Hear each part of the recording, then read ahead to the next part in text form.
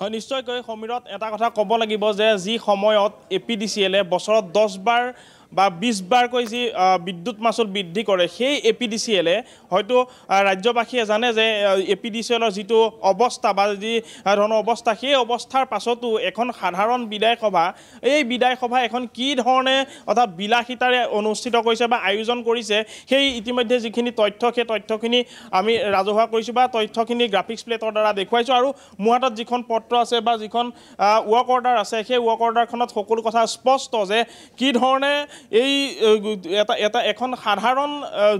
বিধায়ক সভা সেই বিধায়ক সভা কি ধৰণে বিলাসিতাৰে পাতিছে এই গোটেই ৱৰ্ক অৰ্ডাৰখনতেই গোটেই তথ্যখিনি আছে আমি যদি উল্লেখ কৰোঁ যে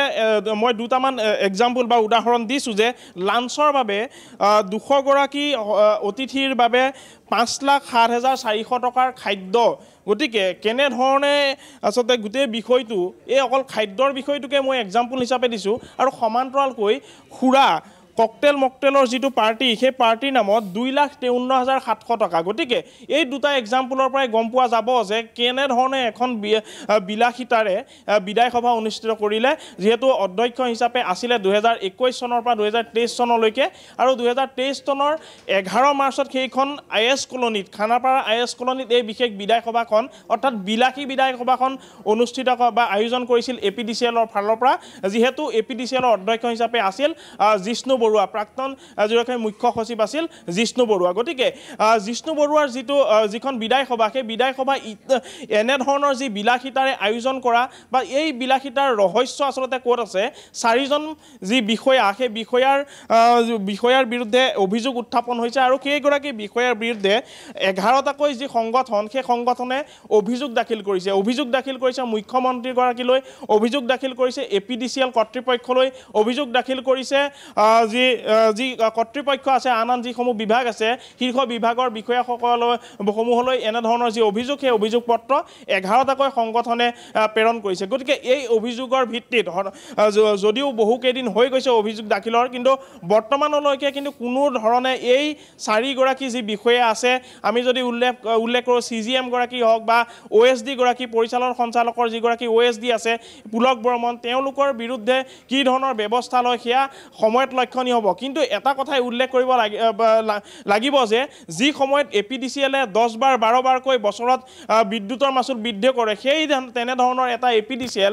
APDCL-এ এখন সাধাৰণ বিধায়ক সভাৰ নামত 27,27,000 টকা ব্যয় কৰাটো কেনেধৰণৰ যুক্তিসংগত বিষয় সেয়া কিন্তু এনেধৰণৰ যি চাৰিগৰাকী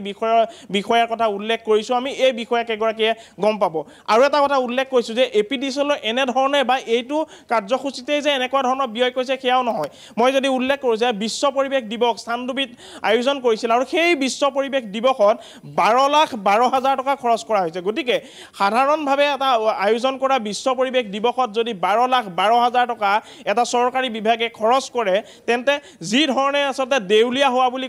কোৱা হয় বা দেউলীয়া হোৱা দেখুৱাই যে APDCL দেউলীয়া হৈছে বাৰে বাৰে বিদ্যুতৰ মাচুল বৃদ্ধি কৰা হৈছে গতিকে এনে সময়ত এটা কাৰ্যসূচীৰ নামত যদি 12 লাখ টকা 27,27,000 টকা বিধায়ক সভাৰ নামত এই যি ধৰণৰ খৰচ এই খৰচসমূহে কিন্তু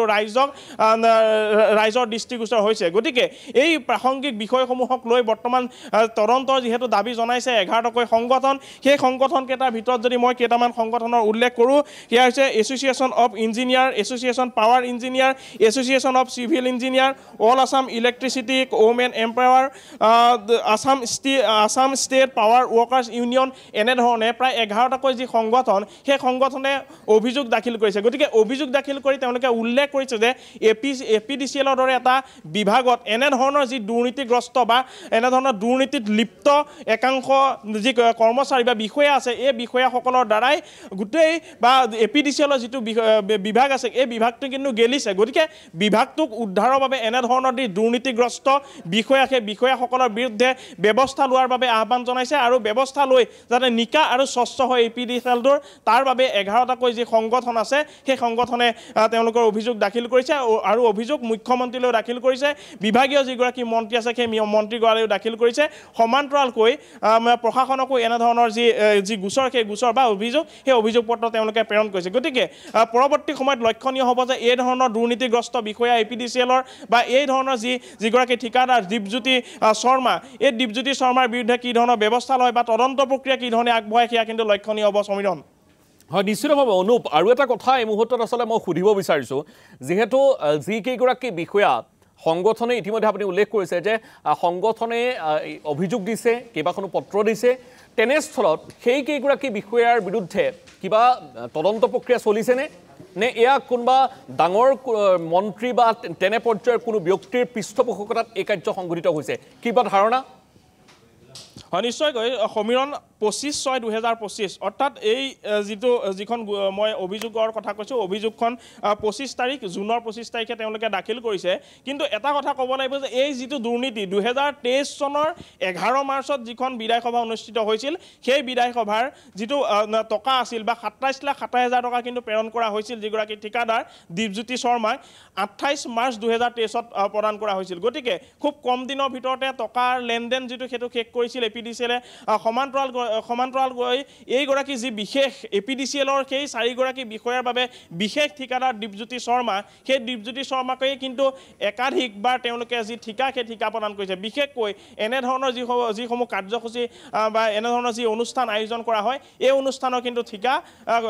আন যি ঠিকাদাৰ আছে সেই ঠিকাদাৰসকলৰ বিপৰীতে কিন্তু এইগৰাকী APDCL-ৰ 4গৰাকীকৈ যি বিষয়াৰ কথা উল্লেখ কৰিলোঁ এই বিষয়াসকলৰ ঘনিষ্ঠই হওক বা তেওঁলোকৰ যি আশীৰ্বাদ তুষ্ট এগৰাকী দীপজ্যোতি শৰ্মাই লাভ কৰে গতিকে তদন্তৰ কথা যেহেতু উল্লেখ কৰিছে আপুনি এটা কথা কওঁ যে 25/6/2025 তাৰিখে যেহেতু অভিযোগ দাখিল কৰিছে গতিকে দাখিল কৰাৰ পাছত বৰ্তমানলৈকে কোনো ধৰণৰ যে ব্যৱস্থা লোৱা নাই বা তদন্ত আগবঢ়াই নিয়া নাই সেয়া স্পষ্ট আৰু সেয়া আমি বিশেষ সূত্ৰযোগে গম পাইছোঁ আৰু এই ধৰণৰ যি বিষয়ে আমি যদি কওঁ যে বিজয় শংকৰ যিগৰাকী বৰুৱা আছে CGM সেই CGM গৰাকীৰ বিৰুদ্ধে পূৰ্বতে অভিযোগ এনেকুৱা ধৰণৰ আহিছে বা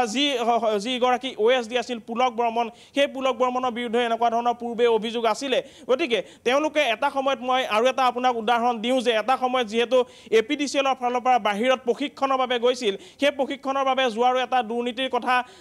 অভিযোগ হিচাপে আহিছিল গতিকে ইয়াৰ পাছতো কিন্তু এই ধৰণৰ বিশেষ অভিযোগৰ ভিত্তিত কোনো ধৰণৰ ব্যৱস্থা নললে গতিকে বৰ্তমান কি ধৰণৰ ব্যৱস্থা লয় ব্যৱস্থা গ্ৰহণ কৰি এইসকল দুৰ্নীতিগ্ৰস্ত বুলি অভিযোগ অহা বিষয়াৰ বিৰুদ্ধে কেনেধৰণে তদন্ত আগবঢ়ায় সেয়া সময়ত লক্ষণীয় হ'ব যিহেতু মই পুনৰ উল্লেখ কৰিছোঁ যে 25 জুন 2025 তাৰিখে অভিযোগ দাখিল কৰিছে আৰু বৰ্তমান যিহেতু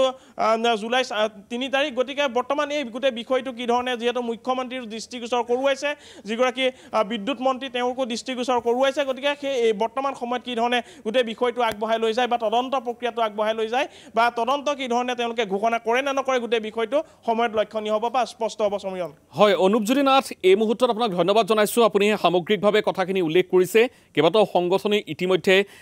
তথ্যখিনি অৱগত কৰিছে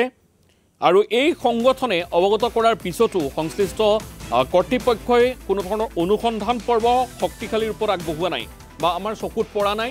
এনেধৰণৰ বিষয় এটা সহজ বিষয় নহয় কাৰণ 27 লাখ টকা ব্যয় কৰি বিলাসী যিটো বিদায় সভা আয়োজন কৰিছে সেয়া নজিৰবিহীন ঘটনা অসমৰ ইতিহাসতে চাগে এয়া বিৰল ঘটনা বুলি ক'ব লাগিব APDCL অসমৰ এটা বিশ্বাসযোগ্য প্ৰতিষ্ঠান আৰু সেই প্ৰতিষ্ঠানটোৱে যেতিয়া এনেধৰণৰ কাৰ্য কৰিব তাকো চৰকাৰী অনুষ্ঠান যেতিয়া এনেধৰণে সম্পন্ন কৰিব নিশ্চিতভাৱে ভাবিবলৈ বাধ্য কৰিব যে বৰ্তমান সময়ছোৱাত একাংশ বিভাগত কেনেধৰণে দুৰ্নীতি চলিছে কেনেধৰণে অনিয়ম চলিছে 27 লাখ টকা যদি বিদায় সভাৰ নামত খৰচ কৰে তেতিয়াহ'লে সেই বিভাগটোৰ যিসমূহ উচ্চ সেই উচ্চক লৈ প্ৰশ্ন উত্থাপন হ'ব অসম যিটো শক্তি বিতৰণ কোম্পানী লিমিটেড আৰু সেই কোম্পানীটোৰ ইমান জয়ময় অৱস্থা নে যে এনেধৰণে বিলাসী বিদায় সভা আয়োজন কৰি চৰকাৰী ধন অপব্যয় কৰিবলৈ সক্ষম হৈছে এই বিষয়বোৰ আসলে বৰ্তমান সময়ত তদন্তৰ আওতালৈ আহিব লাগে কিন্তু চৰকাৰী বিষয়া বা চৰকাৰী পৃষ্ঠপোষকতাত হোৱা কাম বাবেই এইসকল বিষয়া হাৰি যাব নেকি এইসকল বিষয়াই ক'ত সাহস পালে চৰকাৰী ধন এনেধৰণে খৰচ কৰিবৰ কাৰণে এনেধৰণে ঠিকাদাৰ নিয়োগ কৰি এখন বিলাসী বিদায়ী সভা আয়োজন কৰাৰ যিটো গুৰু ভূমিকা পালন কৰিলে এয়া কোনো সাধাৰণ বিষয় নহয় এইটো এটা বৃহৎ কেলেংকাৰী এই বৃহৎ কেলেংকাৰীটো কোনে ঢাকি ৰাখিছে ইমান সময় ৱেলকাম গেটৰ নামত যদি ৩৮,৯৪০ টকা খৰচ কৰে তেতিয়াহ'লে তাত কেনেধৰণে দুৰ্নীতি হৈছে সেয়া স্পষ্ট। ছাউণ্ড ছিষ্টেমৰ নামত ৮৪,০০০ টকা দেখুৱাইছে। গামোচা ক্ৰয় কৰিছে ৪২,৪৮০ টকা। ৪২,৪৮০ টকীয়া কি গামোচা পিন্ধালে যে কিমান মানুহক পিন্ধাব লাগিব ৪২,০০০ টকা যদি গামোচা দিবলৈ হয়। আৰু যিখন সৌন্দৰ্যৰ বাবে ফুল লগোৱা হৈছে তাতো হাজাৰ হাজাৰ টকা। এয়াৰ কুলাৰৰ নামত ৬৩,০০০ টকা। ফুলৰ যিটো থোপা দিছে সেয়া ৫৯ টকা। ৮,৮৫০ টকা ব্যয় কৰিছে চেনিটাইজাৰ ক্ৰয়ত। অৱসৰপ্ৰাপ্ত অধ্যক্ষ জিষ্ণু বৰুৱাৰ বিদায় সভাত এই ধৰণৰ দুৰ্নীতি হৈছে। এই সমগ্ৰ কামটোৰ ঠিকা লৈছিল দীপজ্যোতি শৰ্মা নামৰ ব্যক্তিগৰাকীয়ে। আৰু দীপজ্যোতি শৰ্মাৰ ঠিকা লাভত আশীৰ্বাদ দিছে ৪গৰাকী বিষয়াক। আমি নামকেইটা প্ৰকাশ কৰিব বিচাৰিম এই মুহূৰ্তত। আৰু অভিযোগ দিছে ইতিমধ্যে কেইবাটাও সংগঠনে। আৰু ৪ বিষয়া ক্ৰমে বাজেট এণ্ড এষ্টাব্লিছমেণ্ট শাখাৰ এগৰাকী আছে, PPND শাখাৰ CGM বিজয় শংকৰ বৰুৱা আছে, ফাইনেন্স এণ্ড একাউণ্ট বিষয়া মনীষ দাসগুপ্তা আছে। ঠিক তেনেধৰণে আমি যদি চাওঁ পৰিচালন সঞ্চালক OSD ITৰ AGM পুলক বৰ্মন আছে। এই ৪গৰাকী বিষয়া, ৪ বিষয়াৰ আশীৰ্বাদতেই APDCLৰ ঠিকাদাৰ দীপজ্যোতি শৰ্মাই এনেধৰণৰ কাৰ্য সংঘটিত কৰিছে।